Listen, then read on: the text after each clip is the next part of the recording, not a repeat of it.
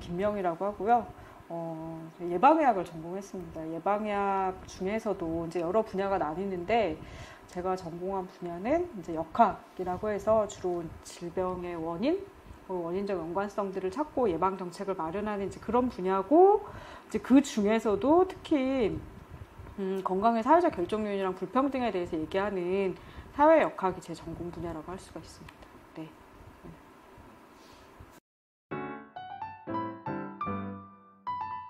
사실 처음에 이제 고 황유미 씨 사건 막 얘기 나왔을 때는 이제 많은 분들이 그랬겠지만 저도 사실 이 분야가 안전하지 않을 거라는 생각 한 번도 안 해봤었거든요. 그래서 처음에 문제 나왔을 때는 그게 뭐 저의 전공과 그렇게 관련이 있는 분야일 거라는 생각을 사실 거의 못했어요. 이제 제가 노동건강연대 활동하면서 뭐 불안정 노동자나 뭐 이주민 뭐 이런 사례들은 많이 같이 활동을 했지만 대기업이고 뭐 삼성이고 심지어 막 첨단 산업인데 사실 별 생각이 없이 이제 지나가다가 이제 계속 언론에서 이제 이어지는 사례들이 보도가 되고, 그리고 한참 이제 역학 연구와 관련된 논란들이 사회적으로 2000년대 후반에 2007년도 8년도에 이제 그때 있었죠. 네, 2009년도 1월 9일에 서울대 보건대학원 백도명 선생님 방에서 관련된 연구자들이 한번 처음으로 모인 적이 있어요. 왜냐하면 그 당시에는 연구자들 다 몰랐기 때문에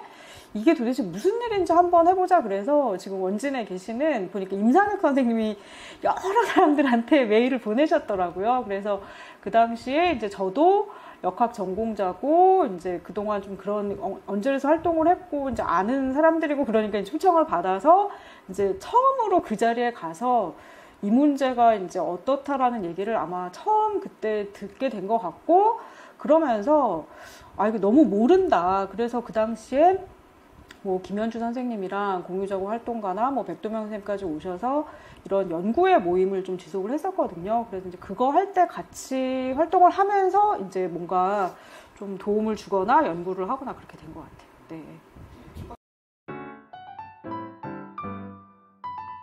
그 자료들을 정리해서 나중에 그 학술제에다 이제 발표를 하게 된 거죠.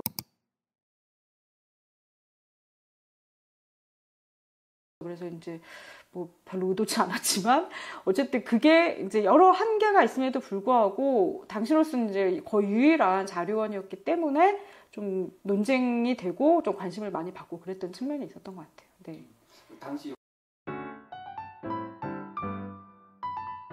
이제 그 건강보험 가입자들을 이제 중심으로 해가지고 건강보험에서 전자산업으로 등록된 여성 노동자들, 그 다음에 전체 일반 국민들 중에서 건강보험 피부양자, 즉 일을 안 하고 있는 여성들, 그러니까 피부양자면 본인이 가입이 아니라 이제 누군가의 피부양자 상태로 있는 거니까, 그래서 그런 여성들, 그 다음에 전체 건강보험에서 본인이 피고용인으로 가입돼 있는 사람, 이 사람들은 일하는 사람들인 거죠. 이제 워킹 파퓰레이션인 거고, 마지막으로는 건강보험 가입자들 중에서 은행 산업에 종사하는 여성들. 그러니까 그러면은 사실 이제 세 종류의 대조 집단이 있는 거잖아요. 그래서 전체 여성, 일하지 않는 여성, 일하는 여성 전체, 일하는 여성 중에서도 사무직.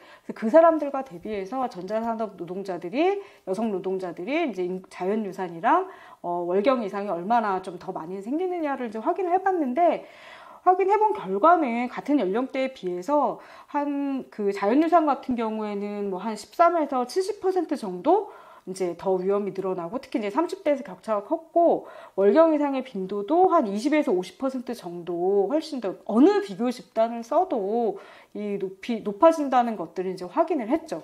하지만 이 연구는 건강보험 자료잖아요. 그러다 보니까 이 사람들이 생산직인지 사무직인지 뭐 아니면 구체적으로 무슨 물질을 쓰고 어떤 유해인에 노출되는지는 사실은 알 수가 없는 거죠. 그러니까 이거는 그야말로 이게 위험할 수도 있다라는 단서를 준 거지, 이거를 가지고 뭐 어떻게 해야 된다라는 얘기를 하기는 굉장히 아쉬운 그런 자료였던 것 같아요.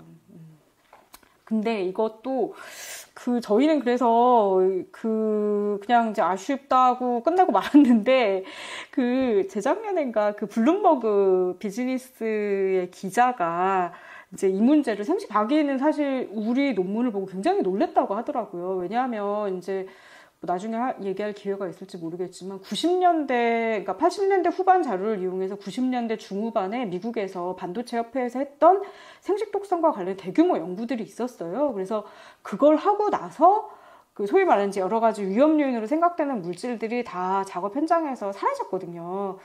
그래서 이 문제 끝난 줄 알고 있었던 거죠. 끝난 줄 알고 있었는데 갑자기 2015년에 한국에서 이런 논문이 발표되니까 이제 이 사람들이 이게 뭐야 이게 뜨거워 하게 됐고, 그래서 이제 다시 한번 이 글로벌 체인에 대해서 이제 취재를 하게 된 거고, 그래서 그 당시에 그 기자가 처음으로 이 반도체 생식독성 논문을 발표했던 파스티데스 그 교수, 지금 은퇴한 분인데 그분을 찾아가서 인터뷰를 했더라고요.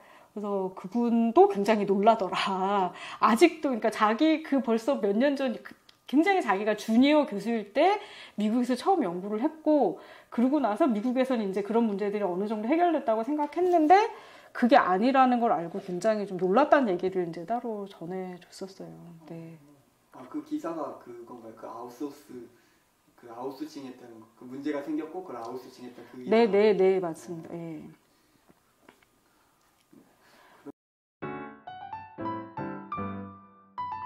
그러니까 그게 이제 연구에서는 여러 가지 기전들이 있어요.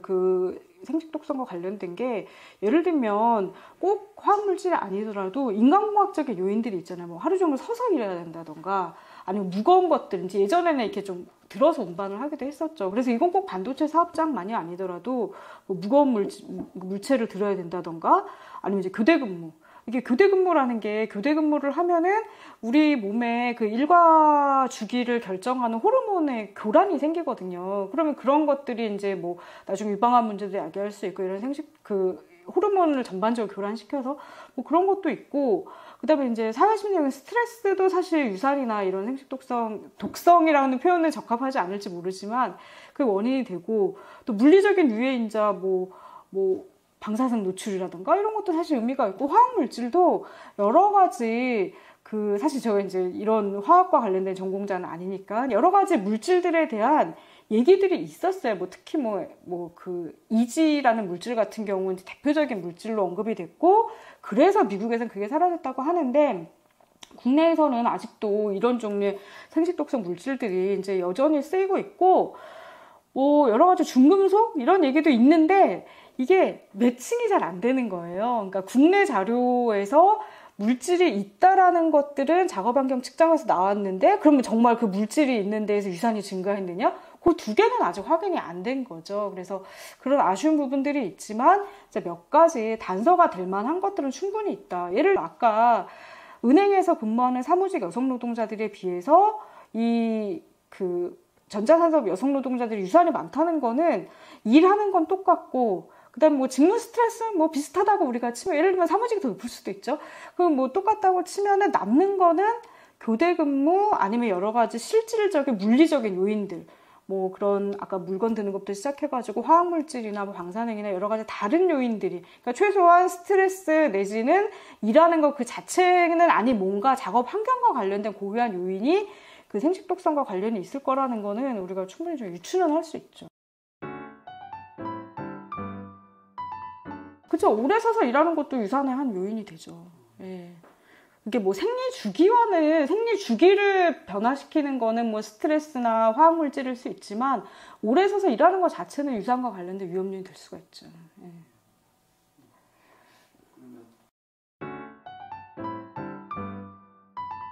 우리는 당시에 딱 자료를 2개만 받았는데, 외국에서 했던 연구들 보면은요, 이제 노동자 당사자들한테 당연히 이게 호르몬이나 이런 것들 이상이 초래가 되면은 불임이나 난임이 당연히 문제고, 그 불임과 관련된 연구들이 좀 있고요. 그다음에 태아나 자녀한테도 지금 자연유산만 우리는 봤는데, 선천성 기형이나 아니면은 성장 지연, 아니면 이제 자녀들, 아동기의 소아암, 이런 것들이 보고된 사례들이 뭐 타이완 연구나 이런 데서 꽤나 있어요. 근데 아직은 우리는 사실 그때 이제 그 한겨레에서 특집에서도 특히 자녀 질환 문제에 대해서 좀 포커스를 둬서 했는데 그것도 막 이렇게 명백한 결과들이 막 도출되진 않았지만 좀 생각해 볼 수 있는 단서들은 좀 몇 가지가 있었다고 봅니다.